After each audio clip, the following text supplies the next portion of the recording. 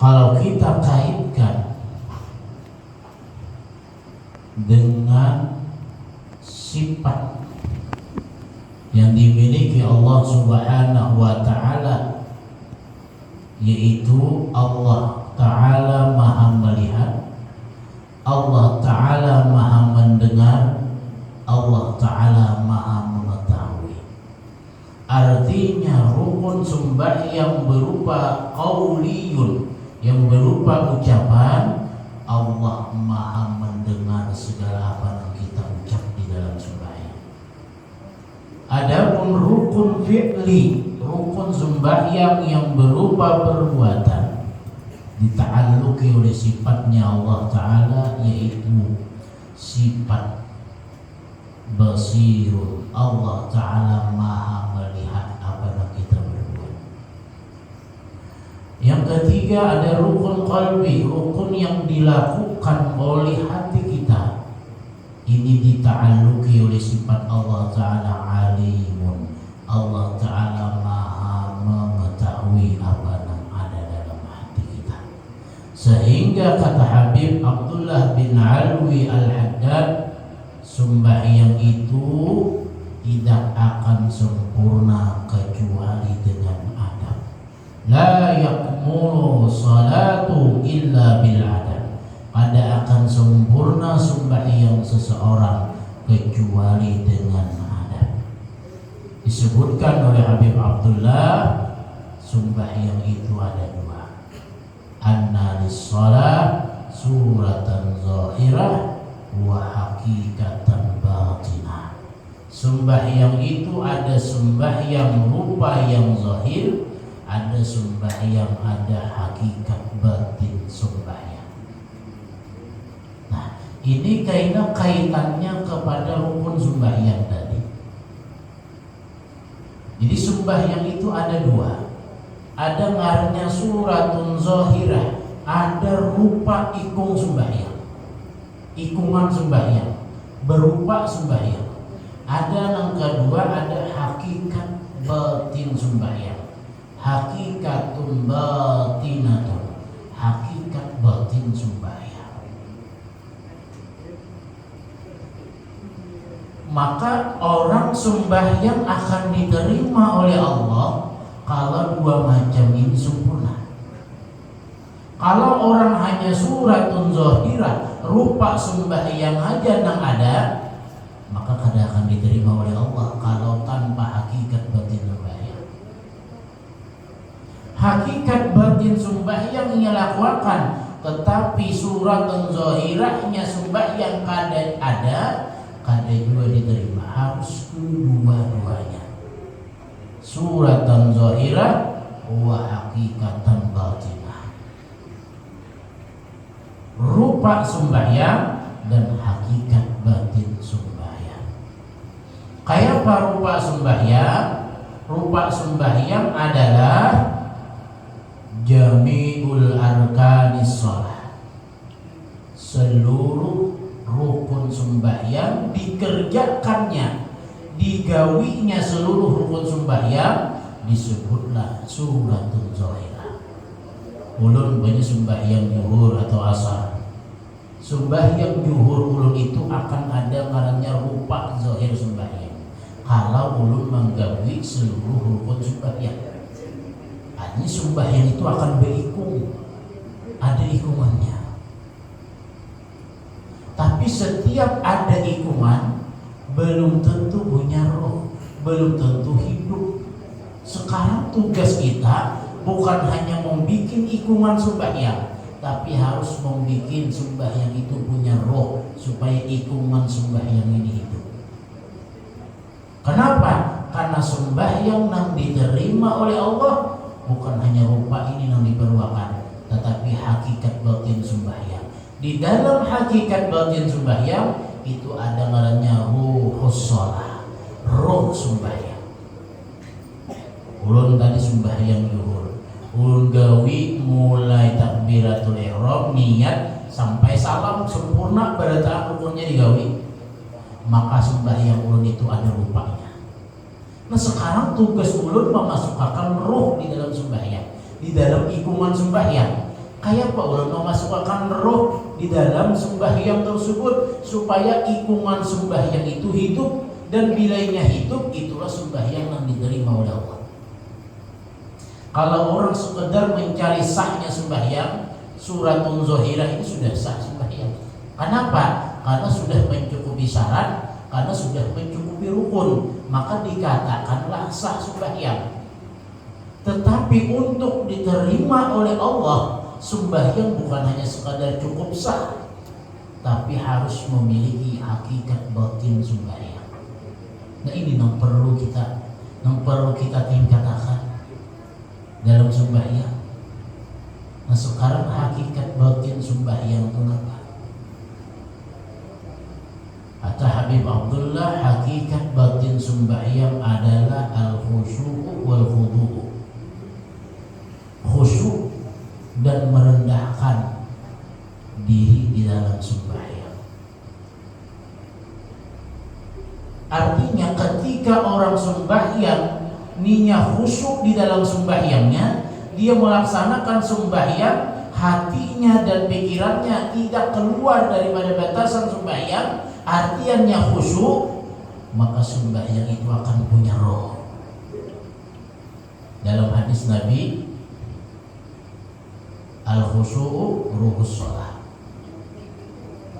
Khusyuk itu adalah rohnya sembahyang. Bilanya kadada khusyuk, sembahyang ini mati. Bilanya mati, orang mati itu adalah manfaatnya, kadada manfaatnya. Sah hal sembahyangnya bila sempurna syarat, bila sempurna rukun, sah sembahyangnya. Tetapi bila inya kadada khusyuk di dalamnya, maka kada akan bisa diterima oleh Allah Subhanahu wa ta'ala. Hanya sekedar injat sah, beikung mejanya sembahyangnya. Suratan zahirah namanya. Suratan zahirah. Nah tugas kita khusyuk di dalam sembahyang. Kayak apa sekira khusyuk di dalam sembahyang? Salah satu jalannya tidak lain adalah apa yang dikatakan Rasulullah, "Ubudullah ka'annaka tarah, fa in lam takun tarah fa innahu yarak." Sembahlah Allah seakan-akan engkau melihat Allah. Jikalau engkau tidak dapat melihat Allah ketika menyembah Allah, maka rasakan Allah yang melihat engkau. Dalam tasawuf ngarannya maqam pertama, ngarannya musyahadah, menyaksikan Allah. Kalau pada dapat musyahadah, turun ke bawah, maka maqamnya disebut dengan maqam muraqabah. Apa arti muraqabah? Al-istisharu bi anna Allah ta'ala yubsiruhu wa yasma'uhu wa ya'lamu. Merasakan bahwa Allah Ta'ala melihat, Allah Ta'ala mendengar, Allah Ta'ala mengetahui. Nih, yang diterapkan dalam sembahyang tiga ya. Iya, kaitannya dalam sifat Allah Ta'ala tadi. Nang rukun qalbi, apa rukun qauli, rukun fi'li, rukun qalbi. Tiga. Allah Ta'ala mendengar, Allah Ta'ala melihat, Allah Ta'ala mengetahui. Mulai takbiratul ihram, rasakan Allah Ta'ala melihat, Allah Ta'ala mendengar, Allah Ta'ala mengetahui. Bila kawat ini yang dirasakan tiga nih, di mana merasakan? Di hati dan pikiran. Artinya hatinya dan pikirannya merasa jujur, Allah Ta'ala mendengar apa yang diucapnya, Allah Ta'ala melihat apa yang ia perbuat, Allah Ta'ala mengetahui apa yang dalam hatinya. Sehingga bila ia merasa, dia akan menjaga ucapannya, dia akan menjaga perbuatannya, dia akan menjaga hatinya daripada nangkada baik. Bila orang merasa sembahyang Allah Ta'ala melihat, mesti hendak baik dilihat Allah Ta'ala. Bila orang itu merasa Allah Ta'ala mendengar, mestinya hendak baik apa yang dibacanya. Bila ia merasa Allah Ta'ala mengetahui apa dalam hatinya, makanya akan menjaga hatinya, ingat selain daripada Allah. Hanya menjaga hatinya nang diingat hanya Allah. Nah bila kawan nang kaini kata Imam Ghazali berarti dia sembahyang tenggelam di dalam rasa mengingat sifatnya Allah. Dalam kata lain dia tenggelam di dalam muraqabatullah, di dalam maqam merasa diintai, merasa dilihat, merasa didengar, merasa diketahui oleh Allah Subhanahu wa taala. Ini nang mau khusyuk ya. Allahu Akbar. Sebelum mengangkat takbir itu sudah ingat akan merasakan sifat yang tiga ini. Apa? Sami'un, basirun, alimun. Allah nang mendengar, maha mendengar, Allah nang maha melihat, Allah nang maha mengetahui. Ini nang ingat. Nah bila kawan nang kayak itu biar khusyuk. Bila sudah kawan khusyuk, biar sarakat aja khusyuk. Ada punya roh udah sembahyangnya. Nah sembahyang ini nang diterima oleh Allah. Sembahyang maka ini diterima oleh Allah. Ini satu jalan hanya satu jalan. Jalan nang lain aku dia kada bisa nang kayak ini caranya. Itu sudah rincian itu tuh biar deh. Nang mulai rukun sembahyang ini kenapa ada sifat Allah Ta'ala mengetahui, Allah Ta'ala melihat, kenapa nang diketahui Allah Ta'ala, kenapa nang dilihat Allah Ta'ala, kenapa nang didengar Allah Ta'ala. Iya ucapan kita, perbuatan kita, dan apa nang dalam hati kita. Ketika di dalam sembahyang itu nang kita rasakan. Bila kita kada kawa seperti demikian, turunakan ke bawah. Kalau sanggup dia aku merasakan nang itu pada bawah, turunakan ke bawah. Kenapa? Kata Imam Ghazali, rasakan ketika mengangkat takbir waktu sembahyang, rasakan bahwa Allah nang memberi taufik dan anugerah. Aku kawa takbiratul ihram.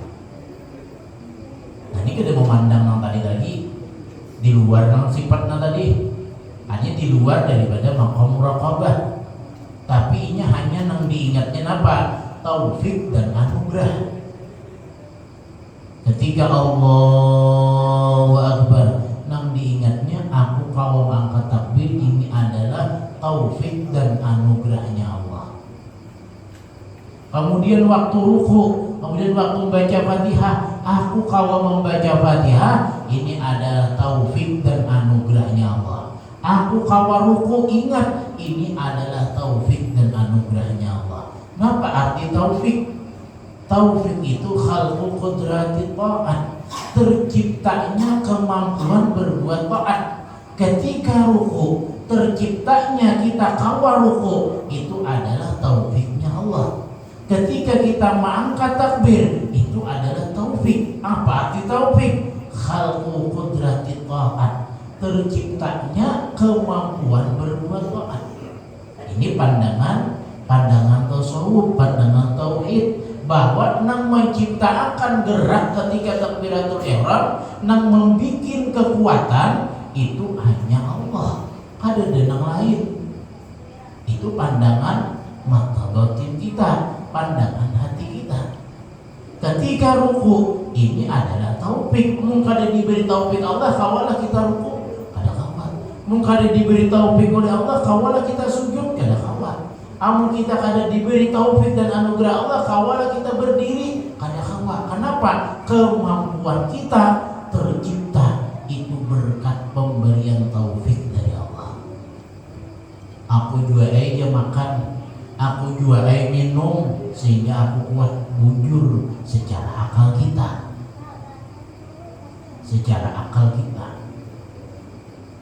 Tapi pandangan batin, nang maulah kuat, nang maulah kawa ruku, nang maulah kawa berdiri, nang maulah kawa takbiratul ihram, itu adalah taufik dan anugerahnya Allah. Allah nang menciptakan kekuatan. Mun Allah cabut kekuatan tangan kita kada kamu lagi makan. Satu mat aja Allah cabut.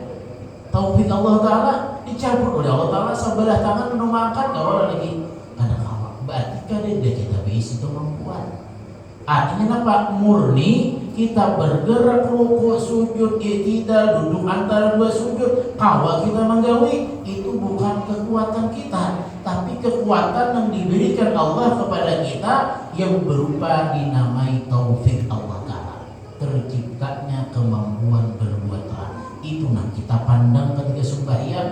Bila kawat nang kaya itu ngarannya tenggelam di dalam taufik dan anugerahnya Allah Ta'ala. Khusyuknya kenapa? Pikiran dan hatinya nang diingat apa? Taufik dan anugerah. Ruku taufik dan anugerah, sujud taufik dan anugerah. Sibuk pikiran dan hatinya kada ada lain nang dipikirkannya taufik dan anugerahnya Allah. Nah sehingga apa? Pikiran dan hatinya kada keluar daripada real sembahyang, maka khusyuk dikatakan itu orang. Hanya pikirannya dan hatinya kada keluar pada lingkaran sembahyang, nang diingatnya masalah sembahyang. Tapi kalau orang punya pikiran, ini akan berpikir, aku kawa berdiri, aku kawa makan, itu tidak lain adalah dengan sebab nasi yang masuk ke dalam perut, nutrisi yang dihasilkan daripada makanan itu akan menimbulkan kekuatan sehingga tangan tadi kau bergerak. Contoh orang puasa lama ada bergerak,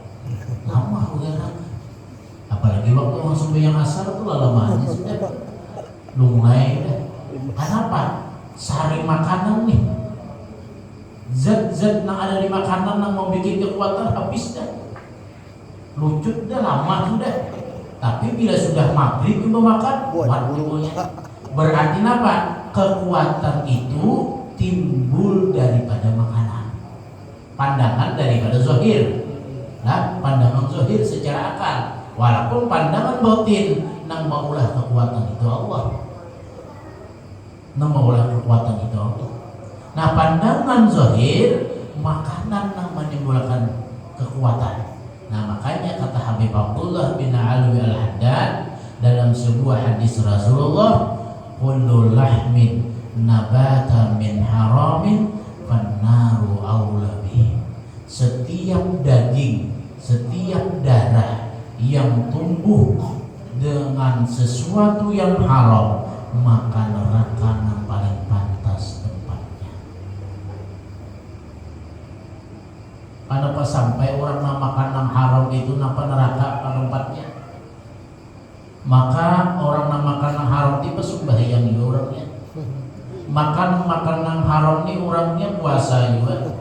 Kenapa sampai kata Rasulullah setiap daging yang tumbuh dari sesuatu makanan yang haram, maka neraka yang paling panas.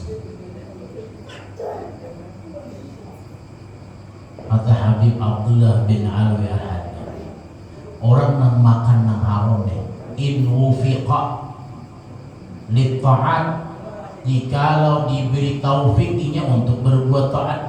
Orang makan yang haram sanggupinya masih sembahyang, orang makan yang haram nya masih gawa puasa. Orang yang makan yang haram tapi nya sanggup lagi beribadah macam-macam yang zahir.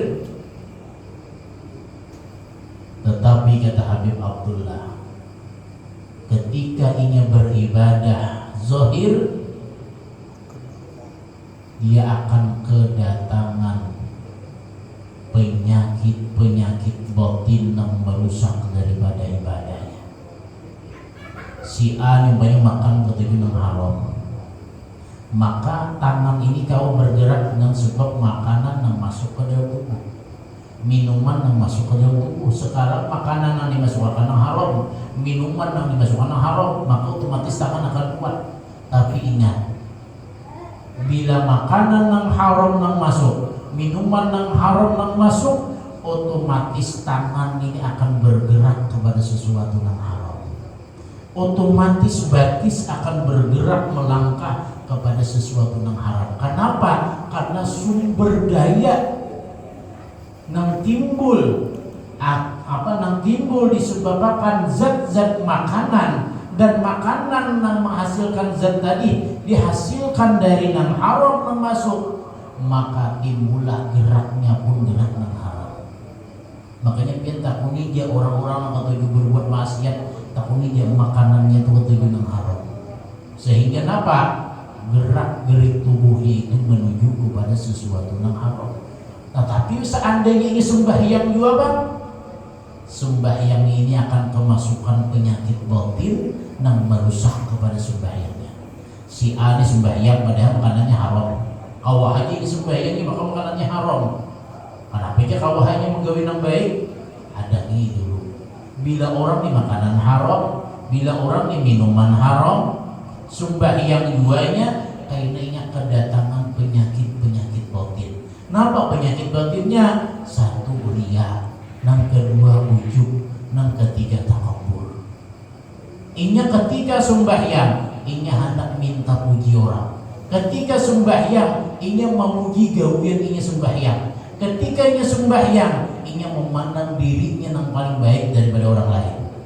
Sedangkan sifat nang tiga tersebut, riya, ujub, takabur, muhbitun lil amal, meruntuhkan bagi segala amal ibadah.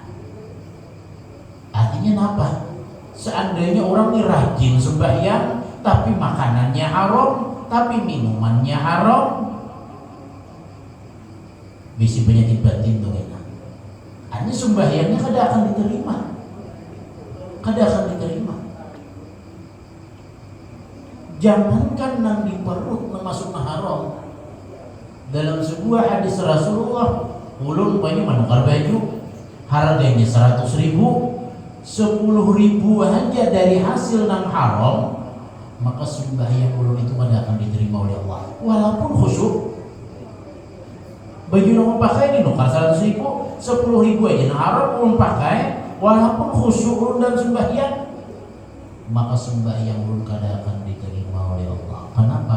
Sebab baju yang dipakai dihasilkan daripada nang haram. Makanya kedehiran orang korupsi biar 10 kali umrah setahun kan jadi masalah. Kenapa? Karena dihasilkan dari nang haram, kada akan diterima oleh Allah.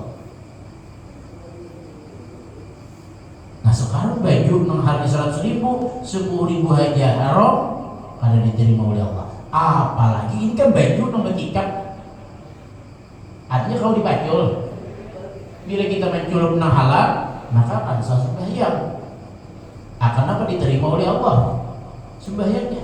Ini nang beculuk kalau dipacul. Amun nang sesuatu nang haramnya bang masuk ke dalam tubuh, nang berikungan di dalamnya, nang kadang dipacul-pacul lagi, habis amaluhu mardudun, amalnya itu ditolak oleh Allah Subhanahu wa taala. Makanya hati-hati banget, hati-hati banget.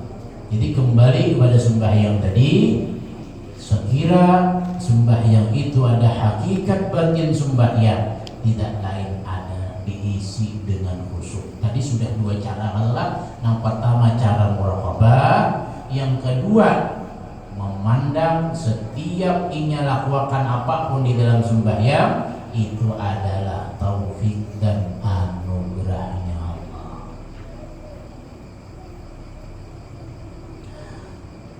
Banyak lagi cara-cara untuk menghasilkan kekhusyuan. Nah intinya bila pian kawa mengelola pikiran dan hati ketika sembahyang, jangan sampai keluar daripada real sembahyang, maka itu dikatakan khusyuk. Nah apa yang diingat lagi?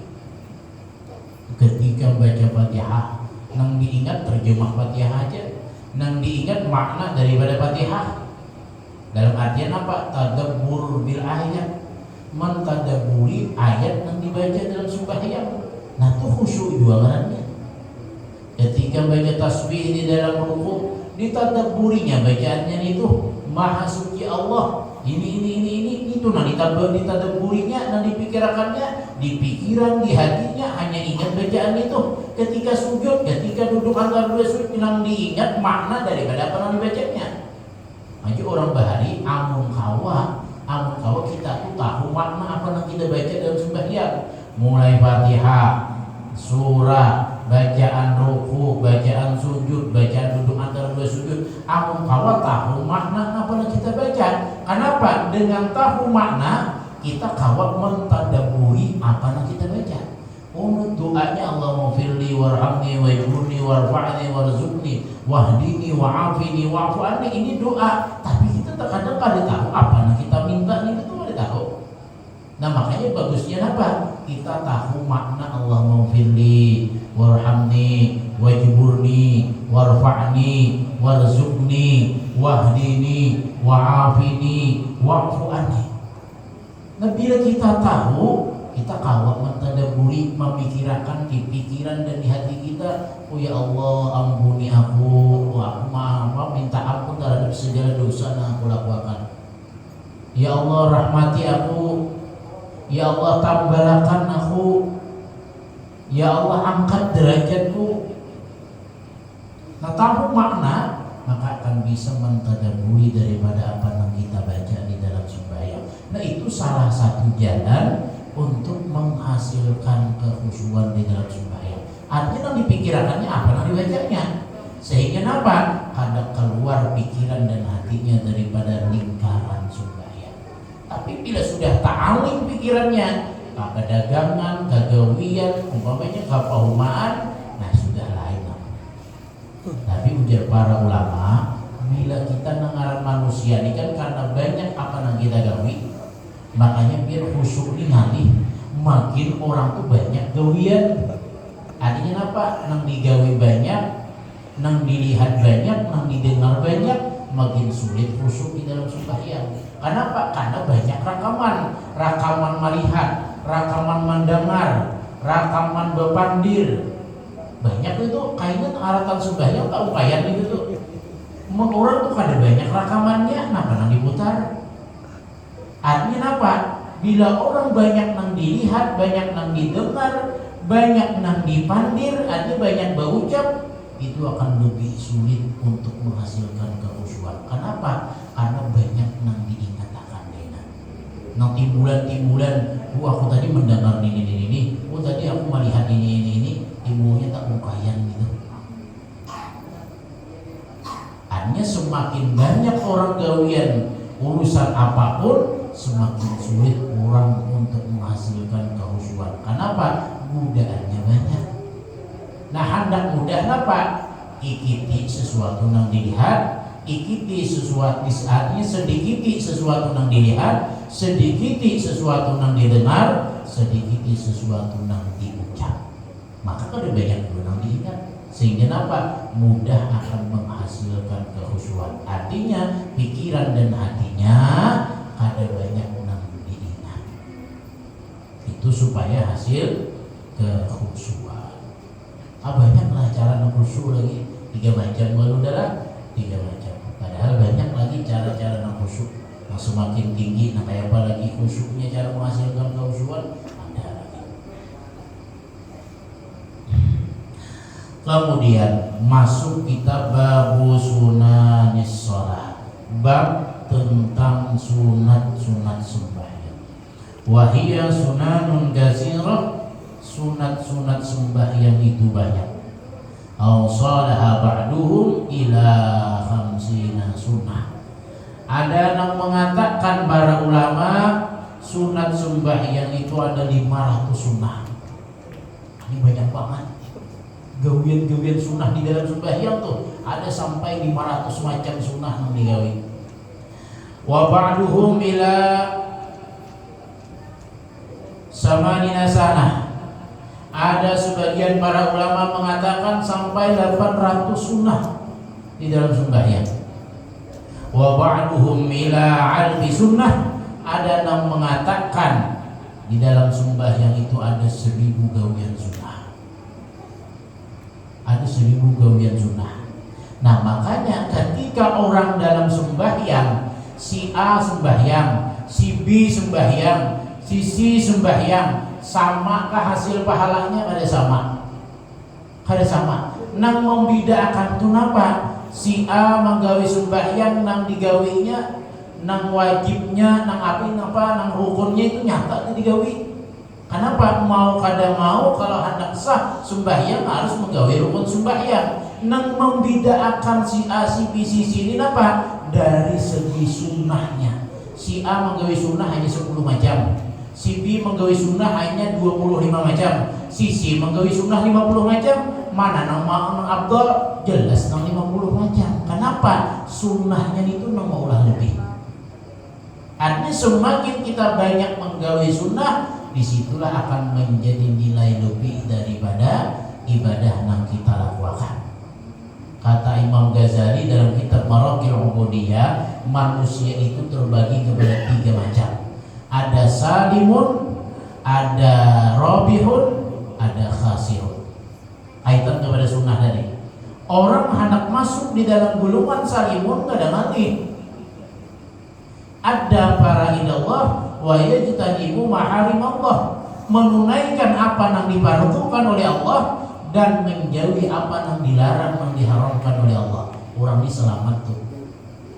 Di mana selamatnya? Di negeri akhirat. Di dunia selamat juga.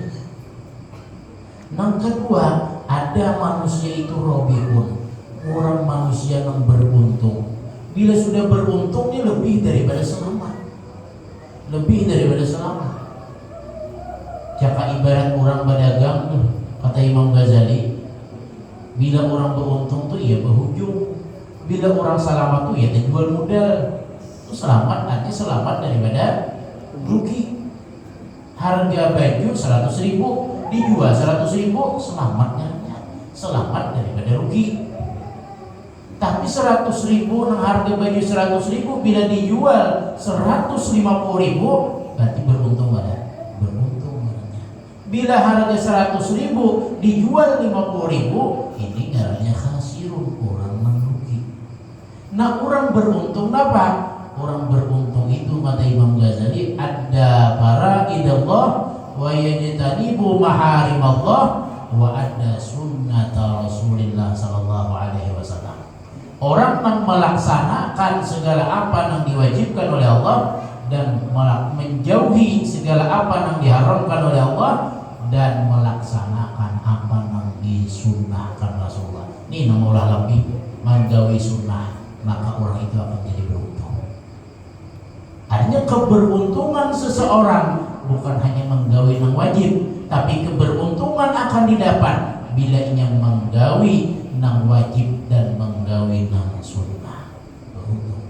Nah, orang yang rugi ini bang, orang yang rugi ini malam yu'addi faraidallah, orang yang kada mengerjakan apa yang Allah fardukan, wa yajtanibu apa? Wa ya'sillaha, dan maksiat terhadap Allah, walam yu'addi sunnat Rasulillah, dan pada melaksanakan segala sunnah Rasulullah. Ini orang namanya khasirun, rugi. Modalnya aja kan kita bulik. Arti modal itu sudah yang 5 waktu itu modal hidup. Bila kita gawi 5 ini ngarannya rugi. Rugi ngarannya. Artinya 3 aja kita gawi rugi itu. Apalagi mau ibadataan kita gawi makin rugi ya. Artinya ada payung tuh ganti bajunya. Bila terjual 300.000, nah harga 500.000, terjual 300.000, masih rugi katanya. Bila nyakawa tagawi kalimanya, itu marahnya selamat. Selamat daripada apa? Selamat daripada rugi. Bila kawa melebihi menggawi nang sunnah, maka dimasukkanlah di dalam orang yang beruntung. Jadi bila hendak masuk di dalam golongan orang beruntung, jangan hanya sekedar menggawi nang wajib, tapi gawe juga nang sunnah.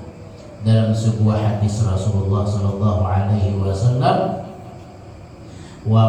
dalam hadis qudsi Allah taala berkata, wa ma taqarraba ilayya 'abdi bi syai'in ahabba ilayya mimma iftaratuhu alaihi wa la yazalu 'abdi yataqarrabu ilayya bin nawafil hatta uhibbah.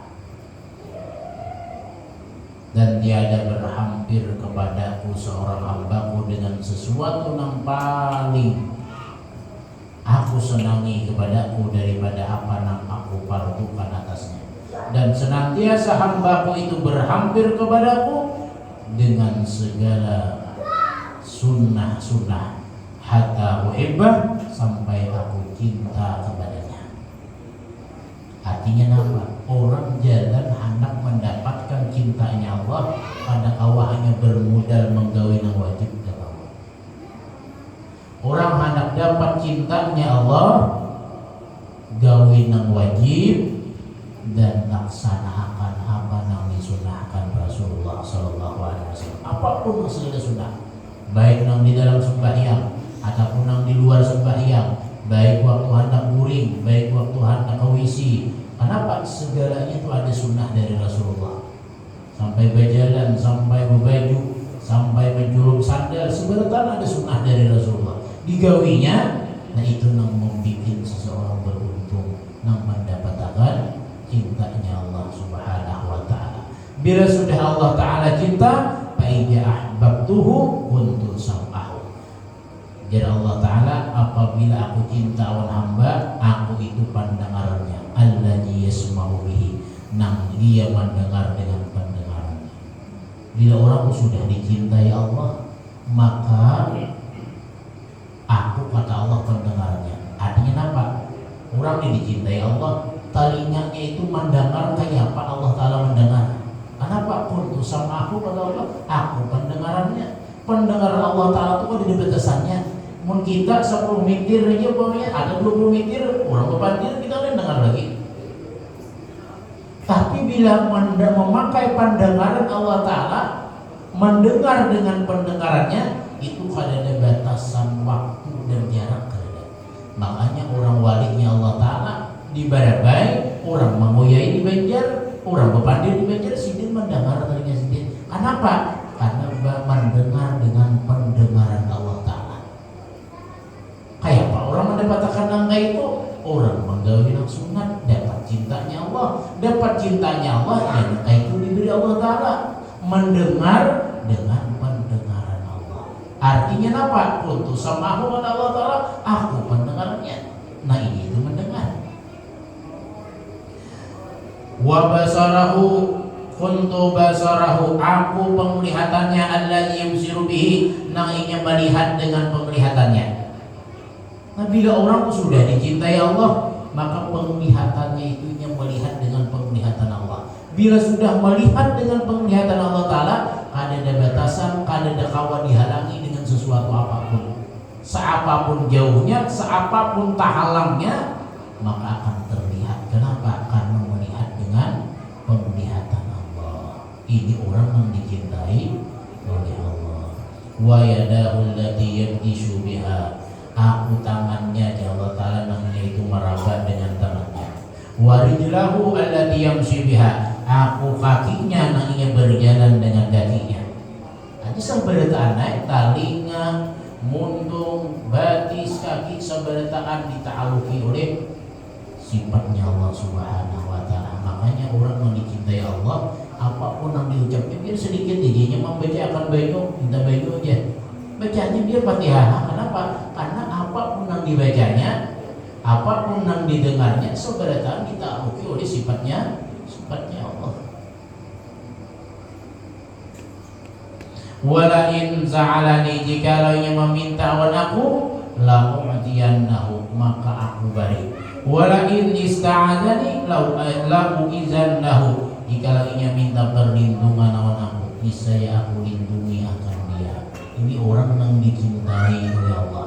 Artinya kalau orang yang dicintai oleh Allah, telinganya, muntungnya, tangannya, batisnya itu dalam pemeliharaan Allah. Jadi ada dua makna tadi kan.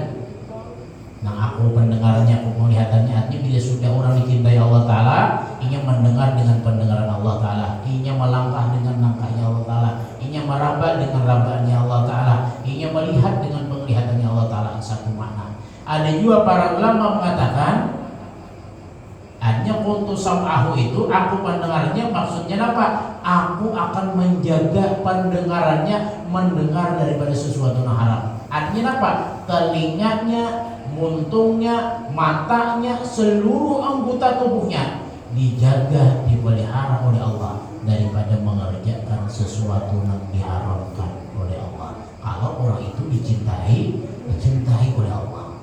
Makanya ciri orang yang dicintai oleh Allah, anggota tubuhnya dijaga, dipelihara oleh Allah daripada menggawi segala sesuatu yang diharamkan oleh Allah Subhanahu wa Ta'ala.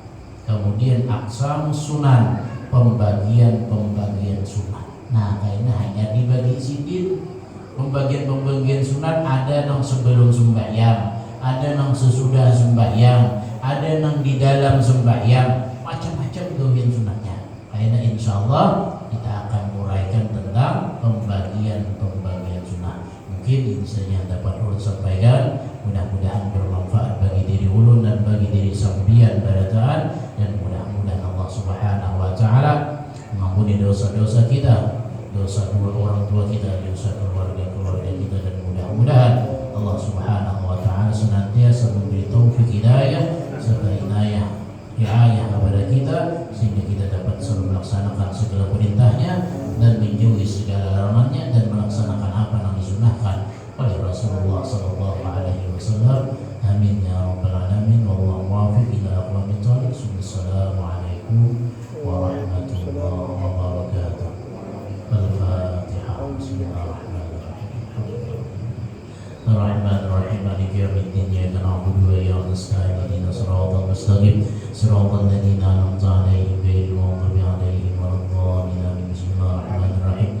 Alhamdulillahirabbil alamin. Allahumma shalli 'ala sayyidina Muhammad wa 'ala ali sayyidina Muhammad. Allahumma anfa'na bima 'allamtana wa 'allimna ma yanfa'una wa zidna 'ilman.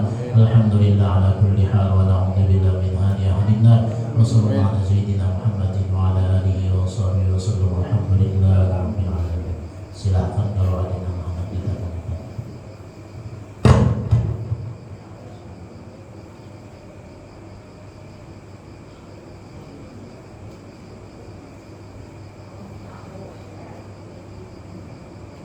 Pembinian. Nah, ceritanya Ustaz, kaitan dengan yang disampaikan Pak Ustaz, masalah haram. Contohnya kita makan atau minum, sementara yang kita makan atau kita tidak tahu kalau barang haram, kita tidak tahu. Contohnya kalau kita makan di warung, kan kita tahu kalau haram, entahkah itu bangkai atau belinya dari uang yang Haram. kita kan tidak tahu, tahunya ke situ beli Makan aja. tahunya Makan bayar. bahwa menyatakan haram. Begitu juga kalau kita yang pedagang ini kan orang beli, tak tahu juga kalau uang yang diberikan ke kita ini Si curi. banyak uang dari barang yang haram.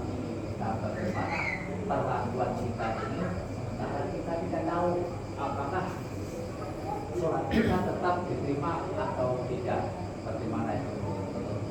Terima kasih. Adapun ketika kita umpamanya menukar barang apapun makanan, umpamanya kita kada tahu apakah itu haram, apakah itu halal. Kalau kita kada tahu apakah itu haram atau apakah itu halal, umpamanya ini ayam, ini besok baliga, kada lah. Artinya ayam apa orang yang baca tuh ayam tirin kan? Ayam tirin kan atau disumbali ayam mati kan ini kan? Nah kita kada tahu, kita kada wajib menakuni orangnya. Cukup kita yakin bahwa ini ayam ini disumbali orang, karena kita jahil tentang asalnya. Man jahila asluhu bahwa zahirun. Hanya siapa yang jahil tentang asalnya, kita kada tahu ini nih. Tapi nyata ayam itu halal umumnya. Tapi masalah besumbali kada itu urusan ngambil itu. Urusan kita yakin ayam ini halal. Masalahnya kejuntanan enggak, kita kada tahu.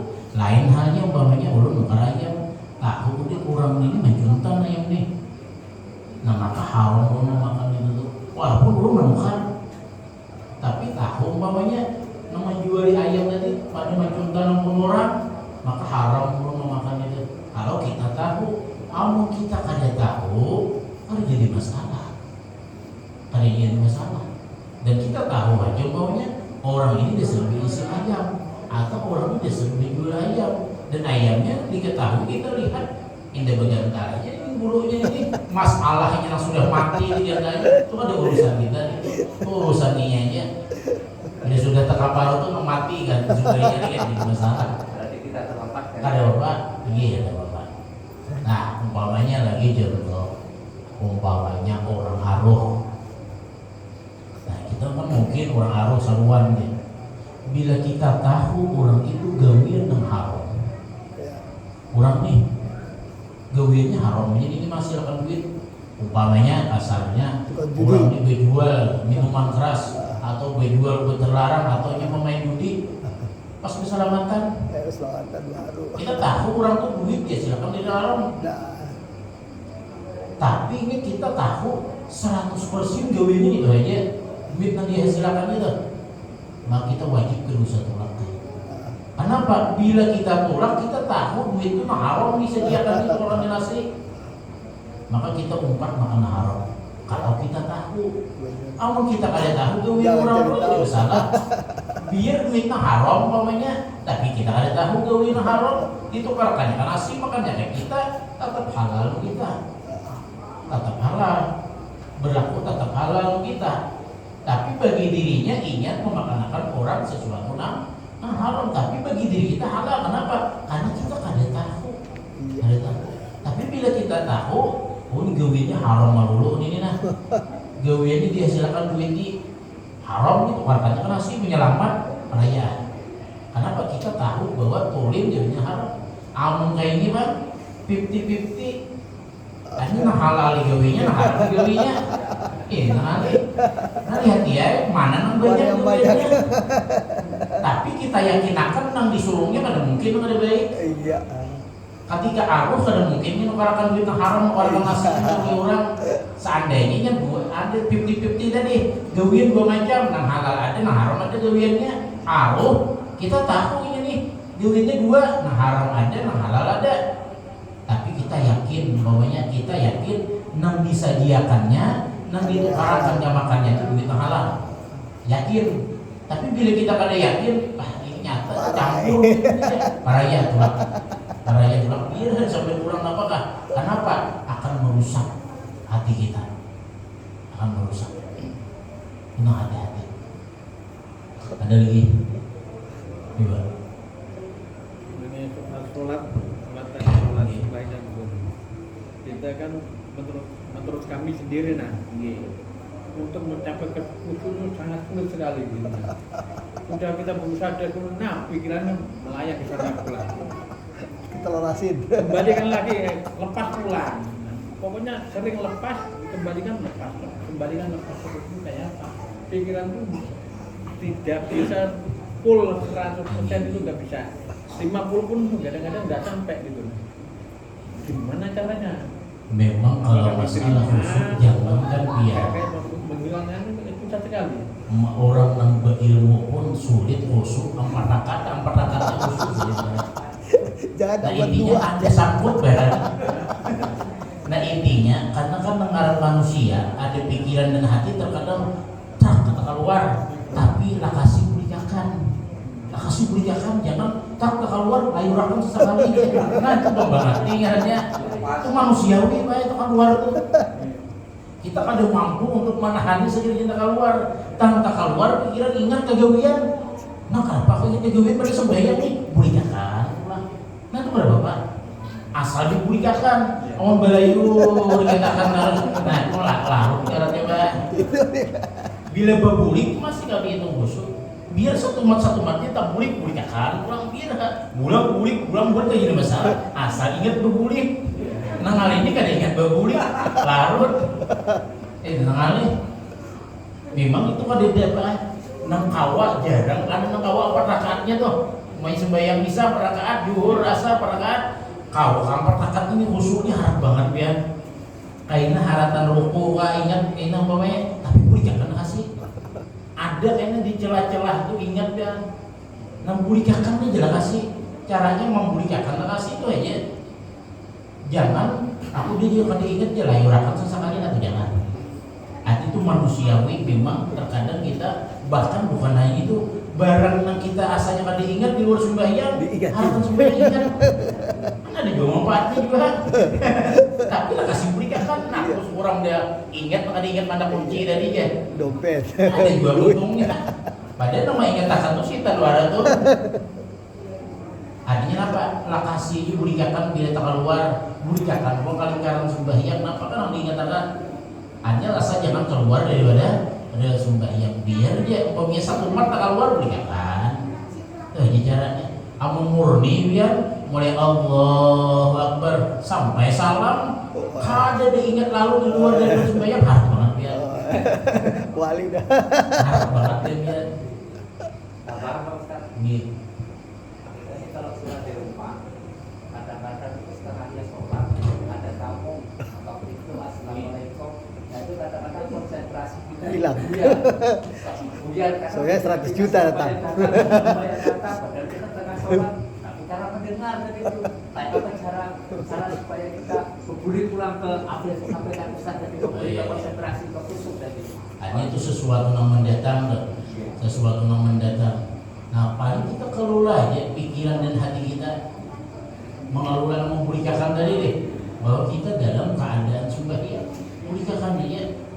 Walaupun ini si A saku datang dia, si B saku datang dia. Nah itu nanti ibu nama orang keluar pada khusyuk itu, tapi mulikakan aja jalannya. Ingat bahwa aku ini sembahyang. Artinya apa? Orang sembahyang harus sadar bahwa diri sembahyang. Bila ingat bahwa diri sembahyang, karena keluar pikiran dan hatinya. Terkadang orang yang keluar pikiran dan hatinya itu pada sadar dirinya sembahyang. Kalau tak keluar, mulikakan kasih. Supaya Namun mereka mulikakan tahu. itu terkadang kita ada nang lakas, ada nang lambat. Nah tergantung kita aja lagi. Tergantung hati dan pikiran kita. Ada nang lakas memulikakan, ada nang malayur, dua satu empat, ada berbulik macam-macam. Tergantung hati dan pikiran kita ketika sembahyang. Ustaz, terakhir lah penutup mumpung ini insyaallah mudah-mudahan barokah. Seandainya kita khusyuk kita tutup mata, masalah nggak dalam sholat? Artinya secara rukun, fatal nggak itu? Kita tutup mata aja, pokoknya kita konsentrasi. Kalau buka mata kan kadang-kalanya ada aja yang mungkin semut lah apa, itu yang bikin jadi masalah itu. Atau mungkin apa pikiran tiba-tiba ingat apa. Nah mungkin memperingat kita tutup mata, masalah nggak dalam sholat? Sholat kalau kita tutup mata, Ustaz, mohon maaf nih. Di dalam hukum fikih ada yang babon jilak, ada yang bekicik. Sekarang apa hukum babon jilak, apa hukum bekicik? Di dalam hukum dalam sembahyang, sunat mata ini mencanangi tempat sujud. Satu. Tujuan mencanangi tempat sujud, kita kaitannya nama Bapak Jam ini. Mencanangi tempat sujud tidak lain adalah membatasi pandangan mata supaya apa? Menghasilkan kekhusyuan. Ingat nih tempat sujud banyak ini sembahyang nih, hanya nanti jangan ini sembahyang, maka itu tidak lain adalah untuk menghasilkan kekhusyuan. Nah jadi pertanyaan, mencanangi tempat sujud tetap aja ingat macam-macam. Ada menghasilkan kekhusyuan. Uji seiku aku kada hasil mencari tempat sujud khusyuk, tapi aku hasil khusyuk itu dengan memejamkan mata.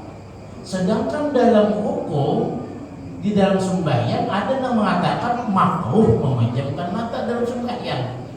Makruh. Nah, kan bertentangan ini. Makruh tapi menghasilkan kekhusyuan. Tagawi sunat tapi kada hasil khusyuk. Ada yang berbuncilah mencari tempat sujud tapi kan ada hasilnya khusyuk. Padahal tujuan mencari tempat sujud untuk menghasilkan kekhusyuan. Sedangkan berpajang makruh hukumnya tapi hasil kekhusyuan. Nah mana yang didahulukan? Biar dia berpajang asal khusyuk. Kok dia masalah? Asal khusyuk. Kenapa? Karena lebih utama kekhusyuan yang dihasilkan walaupun dalam hukum di makruh. Ada yang mengatakan, tapi dalam kitab Sabila jesikin kada makruh bila hasil kekhusyuan dalam sembahyang bila ini berpajang. Nah tergantung masing-masing lagi. Ada yang nyaman berbujilat tapi kada boleh mata kemana-mana. Tuh ada yang makruh. Ada yang ke kiri, ada yang ke kanan, pokoknya menjangangi. Yang makruh itu kada menghasilkan kekhusyuan. Nah maka tempat sujud nengalih itu nang di belakang. Kacang angin yang di muka, gambar yang baju macam-macam, balang mamanya, tapi bangaran ini mamanya. Malih juga tali hati umpamanya lalu pada khusyuk laluan ansar bersalam maka betapi ini ada di andak ngarannya di belakang ada bagus juga di paling maunya tali hatam capnya udah istilah mandak ngaran tapi itu lipat ke atas ini saya di bawahnya ada masih capnya Atlas ya di depan. maka di belakang melihat wah dia miringnya ini timbulnya maka bila tapi larang kan muka belakang capnya muka ada di belakang ada mana anginnya mau ulang orang kada khusyuk timbulnya makin bertulisan baju di belakang nah makanya bilanya hasil berpajam mata bagus berpajam mata Satu lagi Pak Ustaz. gitu Masalah usul nih Ustaz. Nggih. Untuk kita istilahnya apa ya gerakan sholat yang kada sempurna. Misalkan kita dalam keadaan sakit tapi kita hendak berjamaah.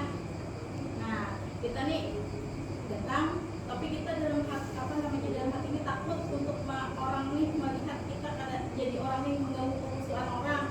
Nah Pak Ustaz, apakah kita lebih baik kita tuh di rumah ataupun atau kita tetap ibaratnya tuh tetap melaksanakan untuk ikut berjamaah? Iya, usia laki-laki. orang ini dalam keadaan sakit. Anak berjamaah takutannya membuat orang kada khusyuk nang dihiga itu kan. Iya. Seandainya orang dalam keadaan sakit memang dalam keujuran jamaah bila kada memungkinkan untuk sembahyang berjamaah itu termasuk di dalam ujur jamaah boleh aja biar berjamaah cukup di rumah aja tapi seandainya biar mampu hanya berjamaah biar tidak usah pikirkan orang dihiga selama kita kada membuat orang bawahnya gawian kita selama kita kada aneh-aneh aja hanya kada aneh-aneh itu gawian kita tuh kada mau orang cangang umpah cangang mau orang aneh gitu gawian kita nih orang cangang ada khusyuk orang bersembahyang di rumah timbulnya umpamanya gawian kita nih ayah-ayah umpamanya harus sembahyang di luar daripada gawian orang Batuk-batuk lah. ada timbul orang umpamanya menyiring-nyiring umpamanya atau umpamanya batu-batu yang batu tiga aja apa batu kopi aja nah baiknya di rumah aja Di rumah aja. kenapa membuat orang waswis Benar.